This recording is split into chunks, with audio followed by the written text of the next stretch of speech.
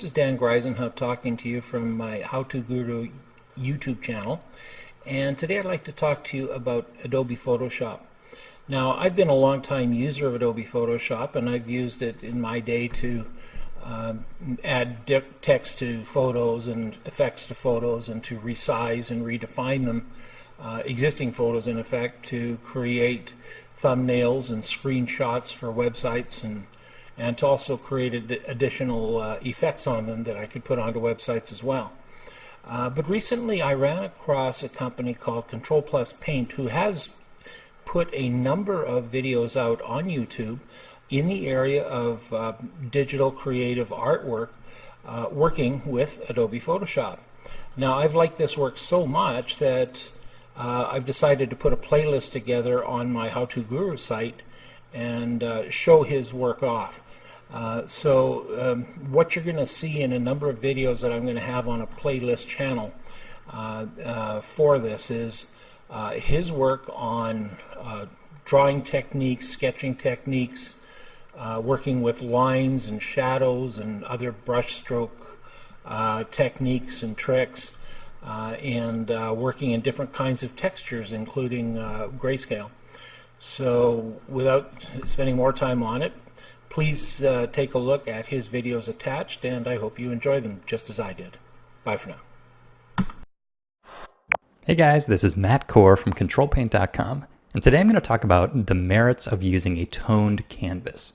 But as a quick reminder, if you look below the post, you'll find links for free brushes and worksheets, as well as in-depth premium series available in the Control Paint store. So what does that mean, a toned canvas? Well, all that means is using something other than pure white to make your paintings on top of. And let me show you a simple situation where it would be useful. Here I have a rendered ball, but if I wanted to add a highlight to that ball, I'd have trouble because the white of the page is as bright as it's going to get. And already the white of the page is being used to describe the halftone of this ball. Well, if instead of painting on top of white, the entire canvas were a bit darker, then adding a little highlight on top of that would very quickly give me that glossy three-dimensional look. So what this means is I'm taking advantage of that medium tone of the background and using that as sort of the halftone of my rendering.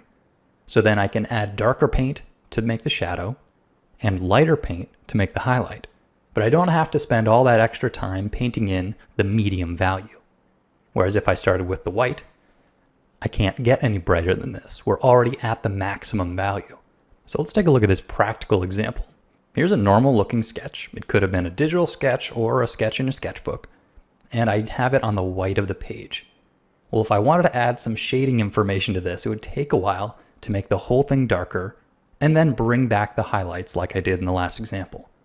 Whereas instead I could put that on top of a toned canvas and then add a few highlights and a few tones, and then much more quickly I come to this more full value range. That's how you're going to show form, through having dark darks and light lights. So really, if you start in the middle, you don't have to draw as much. It's sort of a shortcut. And this is not limited to digital either. You might have seen people using toned canvas sketch paper or even sketchbooks. And these are great. This way you can bring with you both a darker pencil as well as a white pencil, and you can achieve the same exact look on the go. And in that way, it really makes your sketches come to a more full rendered look much more quickly. And the same idea also applies to traditional painting. It can be really common to lay down a toned ground on the blank white canvas before you do any of the actual painting. Once again, same idea. Start from a mid-tone and you'll have less work to do. And finally, if you're doing a lot of digital work, the white of the canvas is actually kind of hard to look at. I sit in front of monitors almost all day long, and these days I really don't like having a full white canvas. It's just sort of hard on the eyes. So a lot of times I'll start with at least a light gray, just so I don't get as much eye strain. So it's got some practical applications as well. But whatever your reason, try out using a toned canvas. You might enjoy it. Thanks for coming to the site, guys. Thank you for watching this video. I'd like to invite you to subscribe to our channel to get all the videos in this series. You can do that by clicking on the subscribe button just to the right. The next video will be starting in just a few seconds. Thank you for watching. Bye for now.